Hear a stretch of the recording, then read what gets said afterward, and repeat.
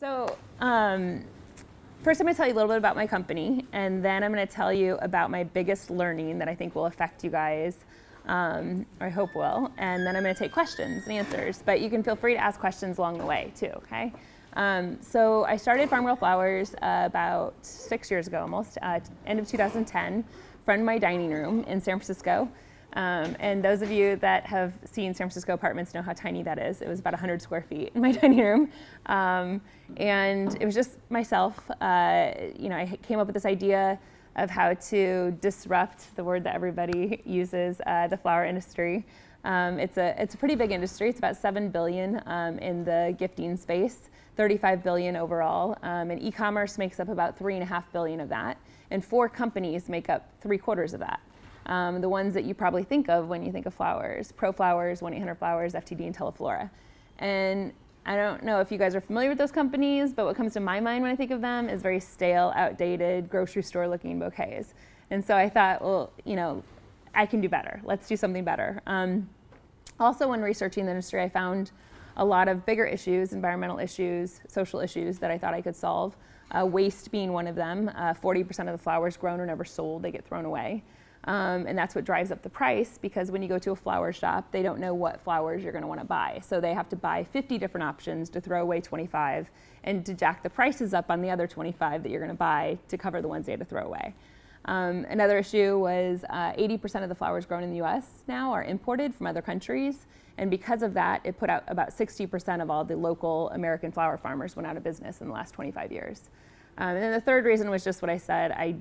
As a kind of a little design snob, I didn't like what was out there, and I thought younger consumers, when I started it, I was much younger than I am now, but younger consumers didn't want to buy the flowers that were out there and available, and I was one of those. When I would send my mom flowers in Indiana, where I grew up, I would have to use one of the leading e-commerce companies because there wasn't a flower shop near her, and I would have to spend $100 on an arrangement that looked like it was like $8 from Safeway. And I thought, we can do better. And also because of our cell phones that we all have now that have camera capabilities, it's really important now, I think, for companies and brands to make sure that what you see is what you get. And the leading e-commerce companies didn't do that very well. So I knew that they were on the brink of probably declining sales because the recipients would know what the senders were sending based on taking a picture. So I set out to change all of those things, and I created a model that was different. It's called FarmGirl Flowers, and we do one daily arrangement using 100% American-grown flowers right now. And we wrap them up. We came up with really cute packaging that uses reused coffee bags donated from local roasters to wrap our bouquets instead of cellophane. And then in San Francisco, we deliver by bicycle courier, which is really great free marketing as well for us. And so I thought, well, I had $49,000 in my bank account. I had a really kind of cushy, stable job at Stanford University, and did what everybody thought was going to be crazy and quit my job in the economic downturn to start this company from my dining room. And I just had one goal, basically, and that was to not run out of money. I gave myself 2 years to beta test it in San Francisco to see if it would work. I had zero money for marketing, so my entire marketing budget was to go to coffee shops around San Francisco and take bouquets and beg them to let me put them out with marketing cards that I made myself through learning InDesign from YouTube, and did it all myself to start. I would use the ubiquitous we, like to make it sound like we were a company, but it was really just me in my dining room, and just worked really hard. I went to 5 networking events a week minimum to get the name out there. It was a lot harder than I thought. I think every entrepreneur thinks that if you have this great revolutionary idea, it's just going to go viral. Nothing really goes viral. It really doesn't. Viral is paid for, just so you know. It's usually big PR and marketing agencies that are doing that. It's not just free, So I learned that very quickly. But thankfully, through perseverance and just a lot of hard work, it did grow slowly. Everybody keeps calling us an overnight success, which I find hilarious. We were on the Today Show recently, and they kept saying that, and I was like, can we stop? Because it hasn't been an overnight success. It's been a lot of overnights. a lot of 20-hour days. And we grew. I mean, it wasn't like we went from 0 to we're now this year going to hit probably 11 million in sales. It wasn't overnight. We started at 56,000 the whole first year, to 276,000 to 920,000 to 1.9 million to 4.4 million, and then this year to 11. So, you know, it definitely, it's like building blocks, and it grows to that. But you have to be really strategic about your growth and make sure that your operation can manage it. So I'm here to talk a little bit, the biggest learning that I've learned. So everybody asks me, like, what's the biggest thing that I've learned since starting FarmGirl? And it's not the typical things. It's not anything that I read in a business book beforehand. I read a lot of business books.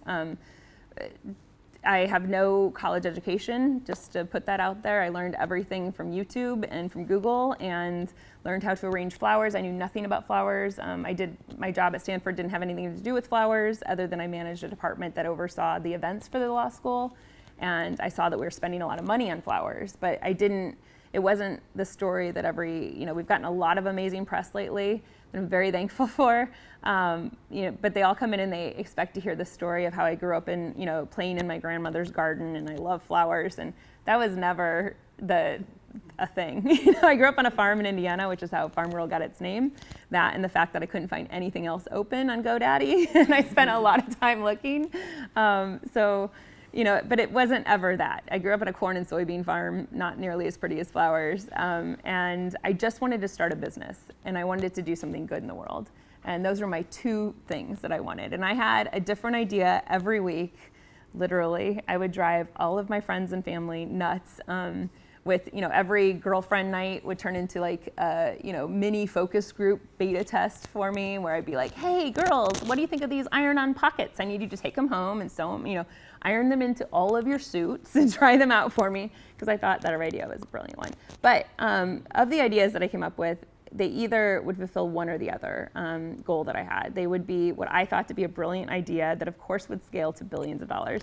But it didn't really do anything good. I mean, diapers.com did a really great job, but I didn't really want to sell diapers, right? I mean, it wasn't a passion. I wanted to also do something good in the world. And so if my idea had like the social bent to it, it usually had no way of ever making money. And I didn't want to be a nonprofit, not that there's anything wrong with it, but that wasn't my dream. And so when I had this idea for FarmGirl Flowers, it was the first idea that I had that fulfilled both. I could do some environmental good in the world. I could create really good jobs here. Non-tech jobs in the Bay Area are very hard to build and grow, and so that was one big area that I thought I could make a difference in. And it also could scale. I mean, FTD does $1.3 billion a year of product that I wouldn't want to buy, So that shows me that there is a big gap in this industry that I could fill. And so those were the two things that I wanted to do. And then the second thing that I could do with FarmGirl Flowers was I could self-fund it. So a lot of my ideas, I actually did a pitch contest at Stanford that won, but I needed $3 million of capital to start it. And not for this, it wasn't FarmGirl Flowers, but it was a different one. And this was back in 2010. We're still in the economic downturn then, and it wasn't very easy to raise capital. And I didn't have the pedigree, no college education. Very ironic that I worked at Stanford, but no college education. And I didn't have three founders, one of which was from Google or Facebook or Apple or one of the ubiquitous companies that you kind of have to have one from to go raise a bunch of capital immediately in the economic downturn climate. So I knew that I wasn't going to be able to be successful. First company, no pedigree, never have done anything like this before, and I don't know anybody. It's not like I have 5 VCs in my back pocket that are best friends that I go, hang out with. So I knew I needed to do something different, and so I knew I needed to self-fund it to start. And so I did that and grew it, as I talked about, grew it. And then I got really scared because a bunch of other companies popped up with that pedigree that I just talked about. Tech guys, 100% of them, tech guys started, and they looked surprisingly similar to FarmGirl Flowers, right down to the burlap wrap, trademark burlap wrap, by courier deliveries, down to the recipe with the ornamental kale and the edibles that we use in our arrangements. Everything looked surprisingly similar, which is the only language I can use legally to say, surprisingly similar to us. Not saying that they copied us, just they looked very similar. And I got scared because, these companies were able to go raise a significant amount of capital out of the gate, pre-revenue, $5 to $10 million seed rounds, and going through all the incubators and Y Combinator and all these things. And I'm like, whoa, wait a second. Like, I'm going to be the friendster to their Facebook. This sucks. I'm going to be non-existent in 12 months because I'm having to grow pretty slowly. I have $1 per unit to spend on marketing. True story. $1.09 we spent even last year on a 4.4 million year. So we have no marketing dollars to spend. We're in a perishable product that's also a service category, which we're going to be lucky to get a 10% net profit margin.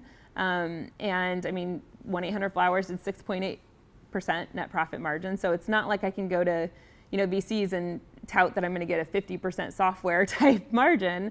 But I tried to raise. So I thought, okay, well, all of these other companies have been so successful at raising capital immediately with no numbers. We have numbers. I was under this delusional thought process that it was going to be super easy then for me to go raise capital in 2014, early 15. So I tried, and I pitched to 26 different VC companies on Sand Hill Road and in Boston and in New York. I mean, all of these firms used us then. We had grown pretty quickly. We were the highest rated, most reviewed flower company in San Francisco in the Bay Area. We had 14th fastest growing private company in San Francisco. We have been growing pretty quickly for a bootstrap startup. And so I was a little delusional in thinking that this was not going to be that difficult. And I worked really hard on this really pretty pitch deck, really fancy, amazing pitch deck, and I started pitching. And the first thing was, the first pitch I did was the worst pitch of my life. So if that happens to you, don't worry, it happens to all of us. Because what happens is you go in and you realize, oh crap, I don't have the answers to like 80% of these questions.